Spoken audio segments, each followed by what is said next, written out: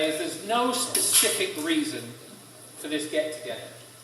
Sometimes we do presentations and people are whispering and wondering and sort of questioning themselves as to whether there's a threat or whether there's an incident. There isn't. But periodically we like to sit down and we like to do the lunch and learn and get everybody's onto the same page in terms of safety. So specifically what we're trying to do today is to outline what I refer to as sustainable safety protocols. They're not complicated. They can't be complicated because you're all busy people, you're all running around. And if I ask you to do all sorts of complicated drills, you're probably going to forget them 2 to 3 weeks down the road. So we aim for sustainability, which means we aim to make it simple. 45 minutes, hopefully at the end of it everybody will feel a little bit safer and they will be able to act in a safe manner if anything does happen. Discuss your individual actions in the event of an emergency. If you hear something, see something, what do you do? Where do you go? Who do you talk to? Those types of things. Underline how it's possible for you to reach the security team 24 hours a day, which is important, not to override the necessity to call 911 if you feel in direct danger or if somebody is seriously ill. We'll talk about it again in a minute, but if you do feel in danger, if somebody's ill, you would always call 911. That's the quickest way to get highly qualified help. What we've established over the last 6 months is a thing called the Virtual Security Office. And what that is, it's an online tool on your desktops ready to help you, A, familiarise yourself with some of the procedures and policies that we deem necessary. And on the opposite side of the page, there's things to do in the event you're confronted with some form of emergency situation. I'll show you a little demonstration of that further on in the presentation, but it's a great tool to have there. If you're worried about a certain set of circumstances, you can open it up and have a look at it. And finally, what I want to do is I want to talk about any concerns, any issues, any safety questions that anybody may have in terms of their role, the role of RCN in their safety protocols. Why do we need it? First of all, it's a legal requirement. We deal with the ministry in terms of health and safety. They have certain protocols.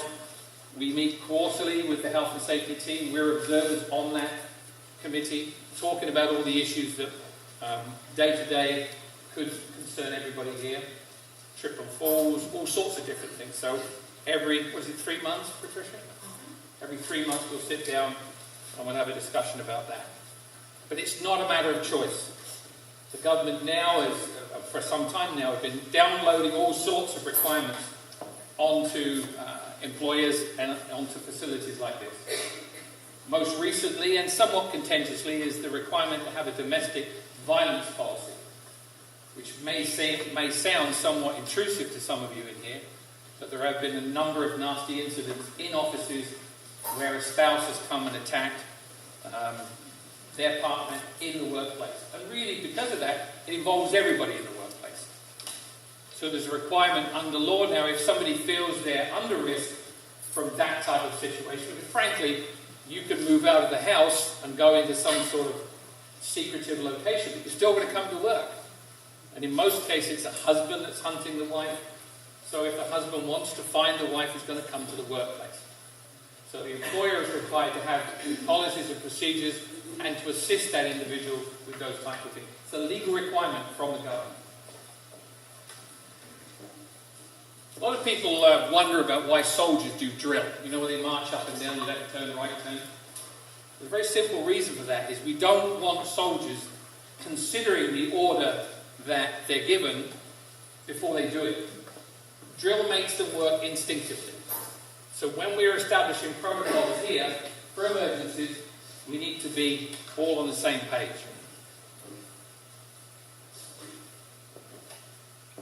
It's very, very important from our perspective that everybody is on the same page. But more importantly, just sitting down here today and thinking about these things is a massive step towards safety. You know, one of the things that most people say when they're in some sort of emergency situation is the lag time in your brain between, can this really be happening? You know, those of you that have been in a road accident, how many have had a road accident? Yeah. How many think, what the hell was that? You sat in the car, maybe the airbag's gone off, there's dust everywhere, and you're trying to calculate what went on. If we look at the worst case scenario here, and we'll talk about some of them shortly, I don't want people to be sat at their desks with a time lag going on if something desperately dangerous is happening. So by sitting down and talking about it today, hopefully we're moving you a fairly significant step towards being able to protect yourself. Because at the end of the day, in a facility like this, the protection of yourself is down about 90% to you. It's an open building, there's all sorts of different people in and out of this building. You have to look after yourself, and if you have time, you might be able to look after somebody near you. But survival in those types of circumstances is up to you, and the way you react is how realistic you are in what's happening. You know, we had a number of, and I'm sure you've all heard it, when you hear gunfire in a building, people think it's a car backfiring, there's some books falling, there's all these types of things. And really, it's because people don't want to believe that. They don't want to believe that somebody's running through their building with a gun. So you need to be realistic and you need to react accordingly. Let's talk about some of the things that keep Derek Humble and Yehuda awake at night from this building. One of the big things is situations that could require us to put this building into a self-defense posture, which universities refer to as lockdown. Right? It's really interesting. I have a daughter that works in the school system, and they've really got it down pat. They're locking their buildings down. The teachers know what to do. They know how to instruct the children. And one of the things that they're telling particularly grade children is, look, we might have to do this because a wild animal might get into the school. Could be a dog, could be a raccoon, could be a skunk. So we need to protect ourselves. They're trying to avoid telling kids about guns, which I think is an excellent idea. But similarly, they were out on a day trip a little while ago at McDonald's, and there was a fairly nasty fight in the parking lot outside. The teachers immediately shut the doors, blocked the doors, got all the kids to sit down with their backs to the windows. The McDonald's staff looked at them as if to say, we didn't know what to do. You guys are great.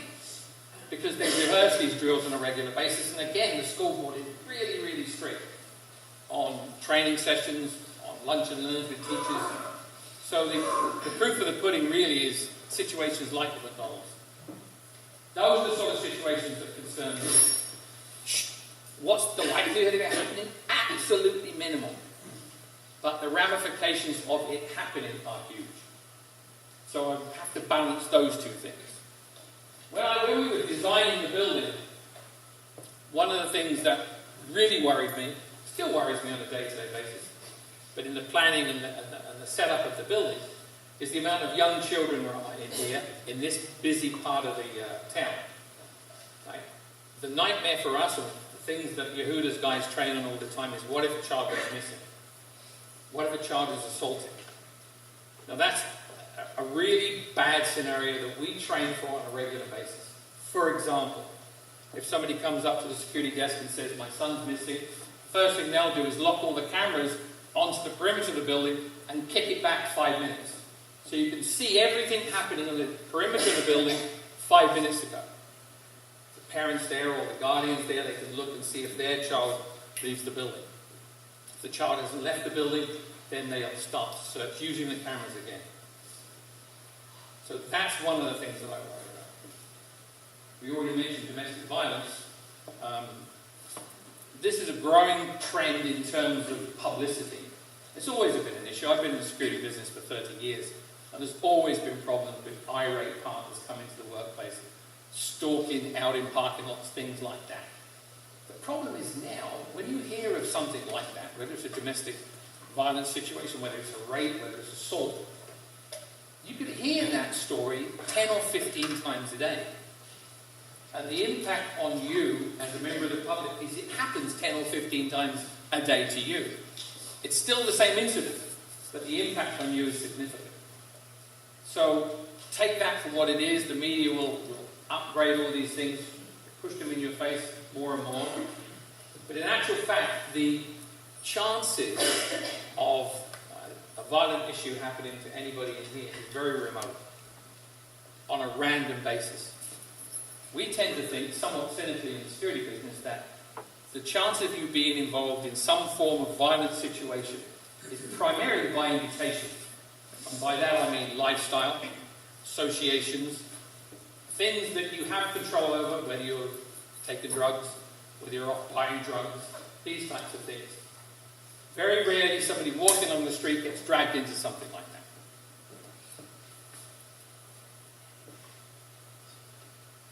Local disruptions affecting the workplace. You might find one day that you can't leave the building. It's what we refer to as a lockout. We might know of something happening out here on Bloor Street. Could be a demonstration. There's quite a few that happen across the road there. If we consider that it's dangerous for our staff to leave the building, we will lock the building down and keep you indoors. With an explanation, we're just going to imprison you.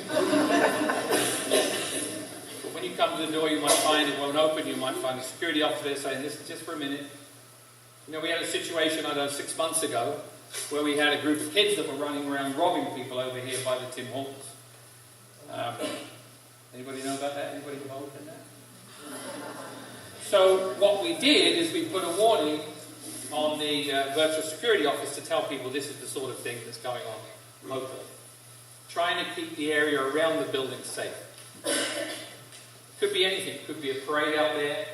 Could be weather related. And we've had our share of those over the last year. Floods, etc., etc. So there are reasons for us to lock people in the building. And finally, any other things that come along, like fire, smoke, any toxic spills in the building, all of those sorts of things. We have procedures, we have policies that are designed to kick in as soon as something like that happens. Any questions on any of those issues? Yeah?